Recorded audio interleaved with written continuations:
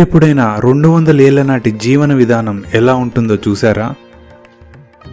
Current, mobile phone, laptop, TV ఇలాంటివేవీ లేకుండా ఆ జీవనం ఎలా ఉంటుందో ఊహించగలరా?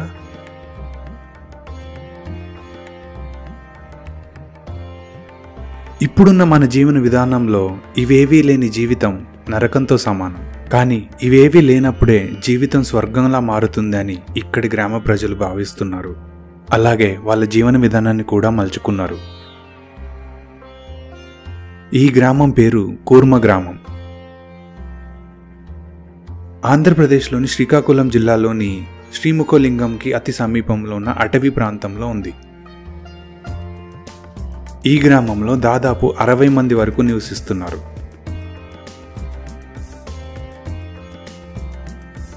ఇదొక ఫామ్ కమ్యూనిటీ. వీళ్ళంతా శ్రీకృష్ణ భక్తులు. ఈ గ్రామంలో నివసిస్తున్న వారంతా ఒకప్పుడు ఎంతో పెద్ద ఉద్యోగాలు చేసి ఎంతో విలాసవంతమైన జీవితాన్ని గడిపి వచ్చిన వారే. మనిషి ఎంత ఎదిగినా, ఎంత సంపాదించినా చివరికి కావాల్సింది సుఖం మరియు సంతోషం. అవి రెండు వారికి ఇక్కడ కనిపించాయి. వీరంతా భగవద్గీతని ఆచరిస్తూ అందులో మనకు సూచించిన వైదిక జీవన విధానాన్ని అవలంబిస్తున్నారు. అందులో ముఖ్యమైనవి ఎటువంటి పెస్టిసైడ్స్ వాడకుండా వ్యవసాయం చేయడం, ఎటువంటి ఐరన్ మరియు సిమెంట్ని వాడకుండా ఇల్లు కట్టుకోవడం, బట్టలు మరియు ఇతర వస్తువుల్ని వారే తయారు చేసుకోవడం, మరియు గోవుల్ని సంరక్షించడం, ఇంకా అందరిలో ఆధ్యాత్మికాన్ని పెంచడం. ఇవే ఇక్కడి వారి జీవన సూత్రాలు. ఇక్కడ గురుకులంలో బాలులకు వేద విద్యలు మరియు బ్రతకటానికి అవసరమైన భాషలు నేర్పిస్తారు. ఇక్కడున్న 60 ఎకరాలలో గ్రామ ప్రజలంతా వ్యవసాయం చేస్తూ వారికి కావలసినవి వారే పండించుకుంటారు. ఇక్కడ పంట కొనడం, అమ్మడం లాంటివి జరగవు. ప్రతిదీ ప్రకృతి సిద్ధంగా పండిస్తారు మరియు వచ్చిన వారికి లేదనుకుంటా ప్రతి ఒక్కరికి ప్రసాదాన్ని పంచుతారు. ఇక్కడి ఇల్లు అన్ని పెంకుటిల్లు. వీటిని సిమెంటు మరియు ఐరన్ లేకుండా ప్రాచీన పద్ధతిలో సున్నం, బెల్లం, కరక్కాయి, మెంతులు, మినుములు ఇలా గానుగులో వేసి వచ్చిన మిశ్రమాన్ని గుగ్గిలంతో కలిపి కట్టుబడికి వాడతారు. మనకి ఎక్కువగా మండువలో గిళ్ళు కనిపిస్తాయి.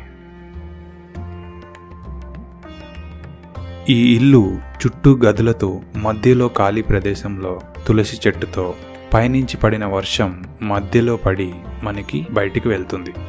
ప్రతి ఇంటికి ఒక నీళ్ల బావి ఉంటుంది. ఈ నీళ్ళే వాళ్ళు త్రాగడానికి మరియు స్నానాలకి వాడతారు. ఈ గ్రామం చూడడానికి వచ్చిన అతిథులకు ఉండడానికి అతిథి గృహం కూడా ఉంది. ఇంతటి ప్రశాంతమైన వాతావరణంలో వీళ్ళ దినచర్య ఎలా ఉంటుందంటే, ప్రతి ఒక్కళ్ళు ఉదయాన్నే 3:30కి మేలుకొని తమ కాళ్ళ కృత్యాలు తీర్చుకొని 4:30కి పూజలో పాల్గొంటారు. 7 గంటలకి అల్పాహారం తీసుకొని ప్రతి ఒక్కళ్ళు తమ తమ పనులకి వెళ్తారు. ప్రతి ఒక్కరికి ఒక నిర్దేశమైన పని ఇవ్వడం జరుగుతుంది. వారు తమ తమ పనులను ముగించుకొని మధ్యాహ్నం 1 గంటకి భోజనానికి వస్తారు. భోజనం అయ్యాక 2 గంటలు సేద తీరి వాళ్ళ పనులకి వెళ్తారు. మరలా సాయంత్రం 7 గంటల వరకు భోజనం ముగించుకొని రాత్రి 8 గంటల్లోపు పడుకుంటారు. ఇక్కడ ఎటువంటి వెలుతురు మరియు ఆటంకం ఉండకపోవడం వల్ల ప్రశాంతంగా నిద్రపడుతుంది. ఇక్కడి గురుకులంలో బాలులు మనకంటే చాలా తెలివిగా ఉన్నారు. వీరు ఇంగ్లీష్, హిందీ, తెలుగు చాలా బాగా మాట్లాడుతున్నారు. వీరికి సైన్స్ మరియు మ్యాథ్స్తో పాటు ప్రకృతి జీవన విధానాన్ని నేర్పుతున్నారు. ఉన్న వాటితో జీవించటం మరియు ఉన్నతంగా జీవించటం అదే ఇక్కడి వారి ప్రమాణం. ఇక్కడ ప్రతిదీ వీళ్ళే సొంతంగా చేసుకుంటారు. ఇక్కడ ఇళ్ళకి వీళ్ళే ఇంజనీర్లు మరియు వీళ్ళే పనివాళ్ళు. ఇక్కడి పంటకి వీళ్ళే యజమానులు మరియు వీళ్ళే కూలి వాళ్ళు. హరే రామ మరియు హరే కృష్ణ మంత్రంతో వీరి జీవితాన్ని సాగిస్తున్నారు. వీరితో 2 రోజులు గడపడానికి నేను ఇక్కడికి వచ్చాను. ఇక్కడి ఆచార్య వ్యవహారాలు, ఆహారపు అలవాట్లు, ఇంటికి మరియు పంటకి వాడే పనిముట్లు,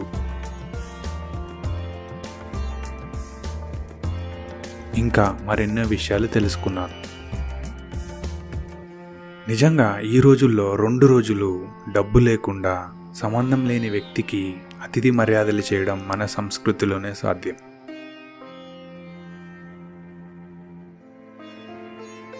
నాకైతే ఈ గ్రామం చాలా బాగా నచ్చింది. ఇటువంటి గ్రామాలు మరెన్నో రావాలని, మన వైదిక సంస్కృతి తరువాతి తరానికి అందాలని, ఇప్పటి ప్రజలు ఈ జీవనంలో ఉన్న ఆనందాన్ని అర్థం చేసుకోవాలని కోరుకుంటూ సెలవు.